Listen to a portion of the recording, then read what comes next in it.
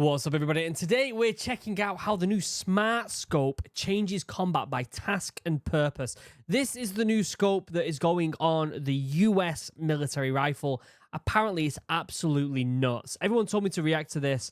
There was two videos I could have done. I could have done Grand Thumb with his video. It was like 30 minutes long. Or I could do task and purpose. And I know the two types of videos, right? You've got Grand Thumb where he's going to be showing you in person what it's like shooting it. And then you've got task and purpose that's going to give you a bit more information. And I feel like with a scope, even though it's really cool to see footage of it being used, I want to know more information on this. So I've gone for task and purpose, although I probably will check out Grand Thumb in the near future. As you always know, if you want to watch the video about me waffling over the top, it's down in the description. First line, it's first thing you'll see, task and purpose. If you're not already subscribed to Task and Purpose, then you're absolutely nuts, to be honest with you, because they're one of the best military channels, in my opinion, on YouTube. In fact, I've been bigging up Task and Purpose now for years on this channel, and I'd be very surprised if most of my subscribers aren't already subscribed to their videos. They're absolutely brilliant. What else do I need to say before I get started? Down in the descriptions, links to all my recording gear, affiliate links. If you're going to buy something from Amazon, go through them links. It helps a bunch. Support the channel. And I think that's pretty much all I've got to say. I think I haven't got anything to announce just yet. If you get what I'm saying. All right, let's shut up. Let's watch this. Let's learn about this new fancy scope. Forward grips and flashlights get more attention than the most overlooked part of a weapon system. Talking about the scope. Your optic actually has the most potential to increase your lethality. True. This is where the real innovation. That's another thing I've noticed about Task and Purpose. See, this guy always has great t-shirts. Look at that. That's sick. He always has great t-shirts. In firearms is quietly happening. For decades, scopes were reserved for only a very select few skilled snipers because they were complicated to use, very expensive, and really hard to maintain. Within the last 20 years, though, every single rank and file grunt has been issued an optic to augment their shooting performance. This might seem obvious today, but believe it or not, there was a time when running scopes on top of your weapon seemed absurd. It's true. It took the Marines 2 years, for instance. They tested the ACOG for 2 years before they fully implemented it. Can I just say this new scope, it's a big boy, isn't it? It's pretty big. That's how skeptical and traditional the military is. But you can't blame them, right? After all, they were using iron sights in combat for, I don't know, like the past 300 years. Yeah. So the Army's about to choose a winner in the competition for the next-gen optic. Whoa, which is what being was that on developed top, hand in hand alongside the 6.8mm NGSW rifle program. L3 Harris and Vortex are in the running to create the US Army's first computer-powered scope. Vortex, that's the same company that's built the new scope for the KS-1, right? The one that the Royal Marines are getting a hold of. If I remember in my previous video yesterday, they were talking about that scope. I'm pretty sure it's also made by Vortex. These guys must be like the top dogs when it comes to scopes, my presumption is. I wonder how much they are. I wonder if they're even sold to civvies. Are they sold to civilians, these scopes? Someone will let me know. L3 Harris sent me exclusive footage of this system in action, and I had the opportunity to interview their engineer team. Wow. I also spoke with the Army's new Lieutenant Colonel, who's in charge of the Next Generation Squad Weapon Program, in order to get a better sense of how this is going to affect Army tactics and doctrine. Amazing, okay. I think my generation of veterans is probably going to be just as skeptical of this next-gen fire can just fancy computer optic as the last generation was of ACOGs. I asked... The truth is, yeah, like, I've said this so many times. If something doesn't work perfectly, then it can just be detrimental to the military, to the soldier. Like, it has to go through so much testing, because this does seem like it's just a computer on top of the weapon. And if that's the case, it's got to be so reliable. And if it's not, it's going to get thrown in the bin pretty damn quick. Whether the next-gen fire control would still work without batteries, how many troops the Army plans to issue these expensive new tools to, yeah, and whether or not the added 2.5 pounds on top of your weapon is going to be too heavy. 2.5 pounds? We'll also speculate a little bit about this change and how it's going to affect ground combat in the future. But first, let's talk about how we got from iron sights to computer sights, because I think it's one of the most important and least understood parts of military history, which is going to have huge consequences in the next conflict. Wait, are you... Go back. handled iron sights that I also use as a handle. It's just, there was like a weird time where they were like, we can utilize this as a handle as well. It was the same on the SA-80 on the iron sight for that as well. What a crazy time that was. Military history, which is going to have huge consequences in the next conflict. Wait, are you telling me all the hours I sunk into learning how to shoot targets out at 900 meters with just my iron sights was for nothing? Some computer can replace all of it? Cool, I guess I'll just go myself. Time for a quick message from our partner. If you're interested in more... I'm going to skip the ad real quick while I talk to you about how actually it is important to learn how to shoot with an iron sight still, even if you're using a scope. So important, because if that thing gets smashed and you're in combat, you've got to take it off and still use an iron sight. And so I highly recommend that they still train on iron sight. In the description below, and let them know we sent you. Back to the video. So I want to illustrate just how big of a change combat optics have been.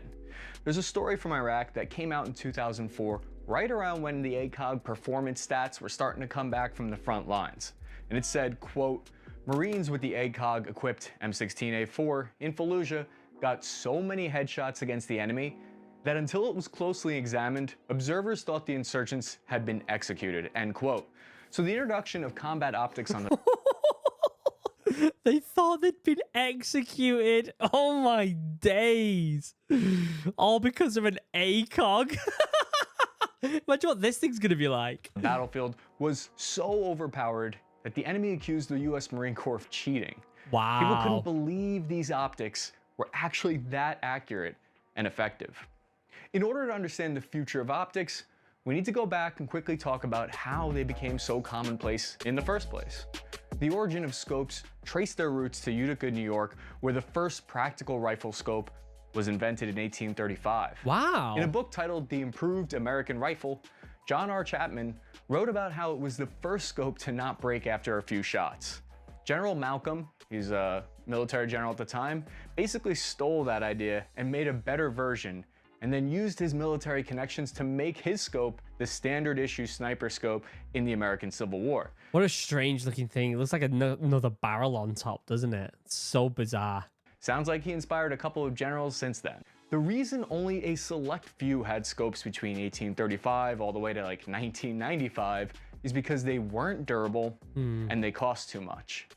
The field of view was very limited, the eye relief was terrible, and some of these optics like the CCO were reliant on batteries. Yeah. Many weapons like the AK didn't have good mounting options. These old... That's all changed completely now, hasn't it? Mounting options. Like there's so many universal ways of doing it. Even still though, at this point, like a scope, it's not even a scope, it's an optic, right? Like you want something that you can be using in close range as well as long range. And that's why you get a lot of these new scopes that have, you know, a certain magnification on the scope itself while also having like a red dotted sight, whether that's on top of it or canted or something like that. Fixed magnification sniper scopes from like World War II, those are what I would call Generation 1. When you look at the history of ground combat, you start to notice kind of a pattern where every 100 years or so, the average distance of engagement fluctuates between going shorter, going longer. So for instance, in the 1700s, back when they only had muskets, the average distance of combat was only 75 meters. Once they invented rifling, it went longer to 300 meters. And even though in the 1940s, they already had weapons and calibers that were powerful enough to reach out to like 900 meters, there's another problem. If you can't see the enemy, you can't hit them. And at the time, only a very few amount of select, skilled soldiers had scopes. Yeah. The whole idea of this next-gen fire control system is that it makes hitting targets at longer range easier. So you don't need all of that training in order to do that. The first time we started seeing these optics was actually during the 1980s in military tests. It's crazy. 1980s wasn't even that long ago, really, was it? Do you know what I mean? Like, the evolution and how quick it's happened is pretty nuts. Were meant to replace the M16. The weapons failed, but the scopes ended up being adopted. It wasn't until 1995 when we first saw the first Special Forces units start to adopt the earliest ACOG and close quarters combat optics. This is what I would call Generation 2, which is what we call optics now. The ACOG actually uses a fiber optic to operate, so it works without batteries. In 2008, the Army made it their policy for every single rank and file US infantryman to be equipped with some kind of optic. Yeah. A little over 10 years later, we're now getting to what I would call Generation 3. Obviously, I was using ACOG for a little bit. We had a SUSAT. So we trained with iron sights. Then in training, we had the SUSAT. The very end in training, I'm pretty sure. When I got to a unit, definitely we changed to the ACOG. The SUSAT I thought was absolute dog shit. Going to the ACOG was like massive, massive. I can't imagine what this new scope, this Vortex one's going to be like on the KS1. I bet it's incredible. Which are known as fire control systems. And these distinctions in between how we refer to these scopes are important because they all have these new capabilities. Basically a combination of the ACOG, CCO, RCO, and your iPhone all combined into one. This would be the first ever computerized small arm scope adopted for regular line infantry. I'll explain why this would change every I thought that was a red dot on the top that you could use as well, but I guess it's not, is it? aspect of future ground combat. First, I'll explain how the computer smart scope's new features would be uniquely valuable in a combat scenario. Let's say you're on patrol and you see a target far off in the distance. You adjust your next-gen optic from 1 to 6 times magnification so that it's all the way zoomed in on the enemy. You hit the laser rangefinder button, which tells the ballistic computer that the enemy is 900 meters away. The digital reticle then automatically adjusts based on the laser rangefinder data. This way you don't have to guess at how much to compensate for bullet drop at that distance. The ballistic computer is also factoring in sensor data like environmental conditions such as temperature and air pressure. There's a dang meteorologist in there. Let's say you know there's a 10-mile-per-hour crosswind. So you hit another button which automatically adjusts that reticle for wind. Oh my days. That's absolutely nuts. I guess the next iteration is that it just does it all automatically itself, doesn't it? And you don't have to press any buttons, but still, wow. In order to conceal yourself better, you lay on your side and you cant the weapon at like a 45-degree angle. The weapon orientation sensor automatically updates the ballistic solution, and the reticle appears correctly because the optic knows exactly how you're holding the gun. This optic knows more about you than you do. It's creepy, really. The last thing that you're able to do before firing that you couldn't do in the past is you call out the compass heading that the enemy is located at, so the rest of the squad knows where to focus their fire. You squeeze the trigger and easily hit the target 900 meters away, which would have been nearly impossible with the legacy M4, 5.56, and the old ACOG. Wow. I would compare this to like the same kind of performance leap as when we went from the iron sights to the ACOG scope. Yeah, I agree. That is giant. The big thing for me is being off to the side and it just knowing that you're tilted to the side. Because obviously there's so many times when you're looking around the side of buildings or if you're trying to get into a certain position and your fire position isn't perfect, right? You don't have the time to kind of, you know, find a better fire position. You've just got to use what you've got right now. And so for the scope to be like, oh, he's on his side, I'm going to just adjust automatically for it. That is mental, absolutely mental. And then it's still like, oh, it's 900 meters away. I'm just going to adjust everything perfectly for him. Wow. Another huge leap forward. It consolidates the close quarters and long range combat roles into one position. But what do you say to people like me that only trust iron sights, the old school fundamentals? What if a battery goes out or one of these sensors gets broken on this thing? I don't trust technology. I asked Lieutenant Colonel Headley if this system would work without batteries. And he said it will 100% work without the sensors and without the batteries. Interesting. Even without those digital and computer chip features, this is still a powerful 1 to 6 times scope. If you're starting to get the sense that this is super expensive, I don't think I can even afford to look at it with my eyes. I feel bad for the new privates out there who are gonna lose this thing and then spend the rest of their careers until they're lieutenant colonels themselves paying it off. The next generation squad weapon fire control system, after you hit the target, then whispers to you, "Nice shot, that was super cool." Okay, maybe it can't talk to you. Can you imagine if it did something like great shot? I'm glad that it can be used without the batteries in as well. I think that's super, super important. I know that it is probably a given, but when something's more computer orientated, you can kind of imagine sometimes that it just shuts down when the batteries are gone. And so for it to carry on working, I think is really, really important. I do suggest that if you add something like this, you carry another battery or two with you. I don't even know what the batteries look like for this and how you even attach them to it. but it's something that every soldier should just have a spare one in the bag just in case, my presumption is. Yeah, but if anyone at the Army or L3 Harris is watching, please implement that feature next and just say it was part of your soldier touchpoint. The next generation squad optic has the ability to send targeting information to your enhanced night vision goggles and the IVAS heads-up display system. A lot of people were pointing out in the comments on my Instagram that this optic weighs more, like twice as much as the fixed 4x scope ACOG. In fact, it weighs more than even your other variable powered scopes. It's a heavy boy. 2.5 pounds. Fellow keyboard warriors like myself were speculating because of this added weight, it might be reserved for, I don't know, only like squad designated marksmen, or that it might be a specialized tool for only that expert shot in your platoon that spends all their days off working on their shooting fundamentals, doing dime drills. I asked Lieutenant Colonel Headley about how the Army plans to implement this new optic, and he said the plan is to actually replace all ACOGs and CCOs within the close combat force. Holy, how much is that going to cost the US military? That's billions, my presumption is. I bet these things are expensive. I bet that ACOG there, not ACOG, sorry, that scope, my presumption is it's upwards of $5,000 for that thing. My presumption. Surprised by this.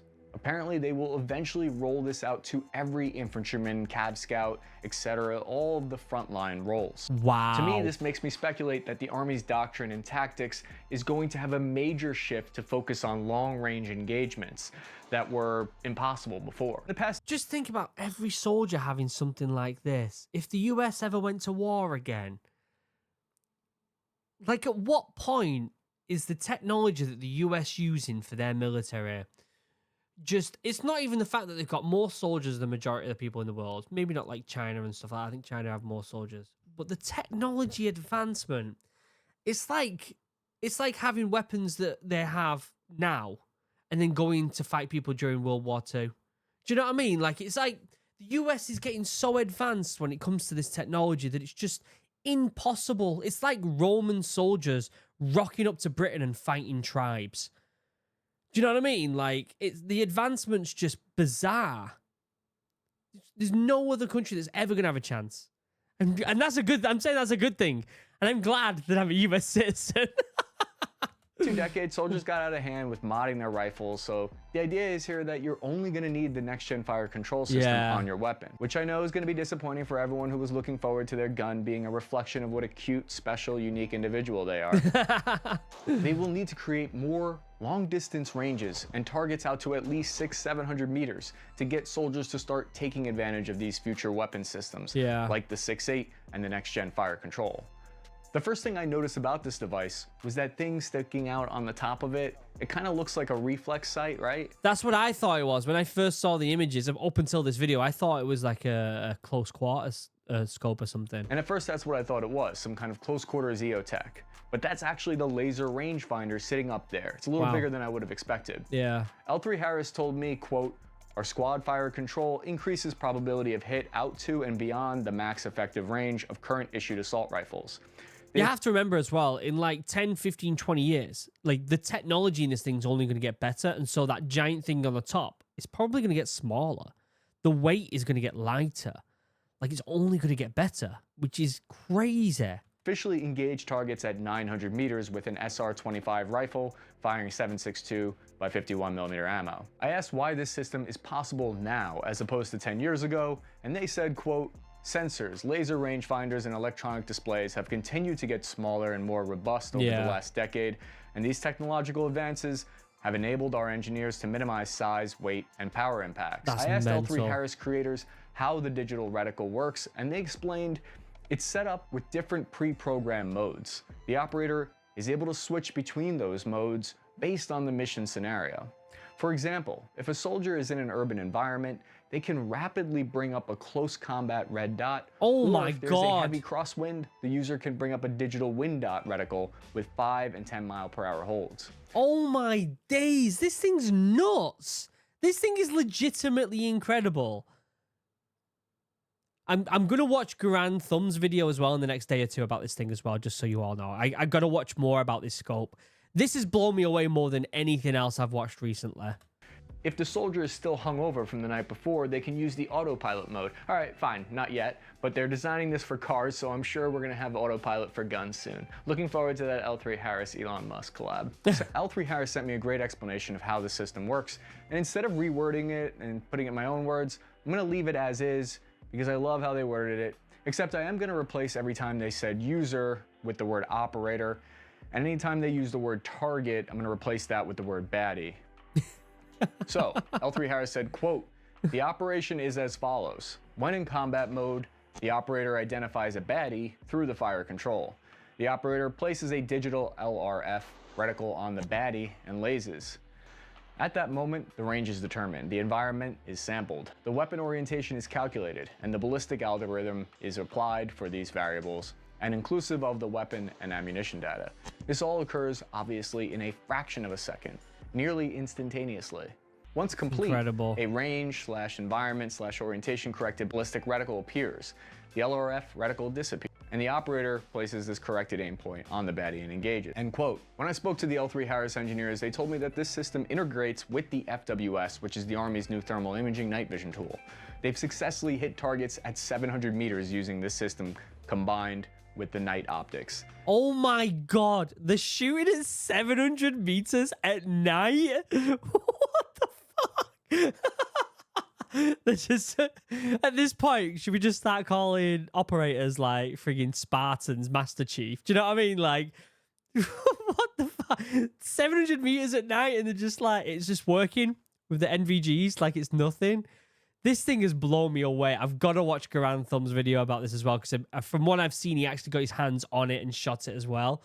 I'll probably record it for tomorrow, guys, so stay tuned, all right?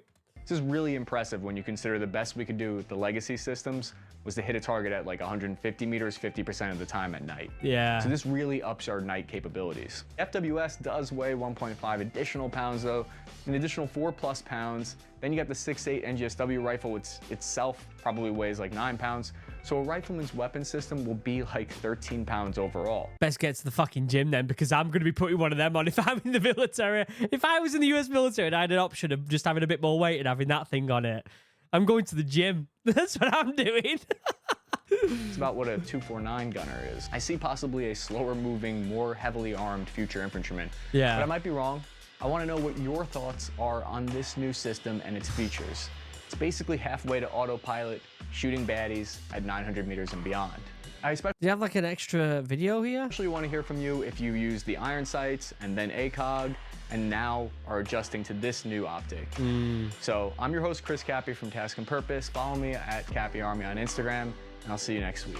Brilliant video. That was, oh, what is it? That was 2 years ago when he did that, and there was a video then that just said updated version. Wonder when that one was. I wonder if it was a newer one. Where is it? I don't know. I'll have to find it. It's probably more up-to-date information on this thing that we're going to want to know, aren't we? Because that thing has blown my mind. Absolutely blown my mind. Yeah, I'm not sure. I'll watch Garand Thumb's video on it. And I'll get it recorded for tomorrow, guys, okay? I'll leave a link, like I always do, to the original video down below. I can't understand how good this thing is. Like, I honestly don't... Like, I didn't expect it. I thought it would be good. I didn't think it would be that good. I wonder how long the battery lasts on it, though. That's another thing as well. These are all questions that I have that I'm sure if I watch that update video and... yeah, there's Garand Thumb's video. And he actually gets to shoot it, and it was only a year ago as well. And so we will watch this video for tomorrow. It's a longer video, so just stay tuned and we'll watch it for tomorrow, okay, guys? Other than that, let me know what you think in the comment section down below. Do you wish you had something like this when you were in the military? Do you think that this is a bad thing? Do you think there's a little... Are you got a little bit of anxiety and worry about this going in the military? Let me know what you think. And do you think that this... It really is the next step in soldiering? Because I think it's an unbelievable jump forward. I really do. Other than that, I love you all. Have a wonderful day. Goodbye.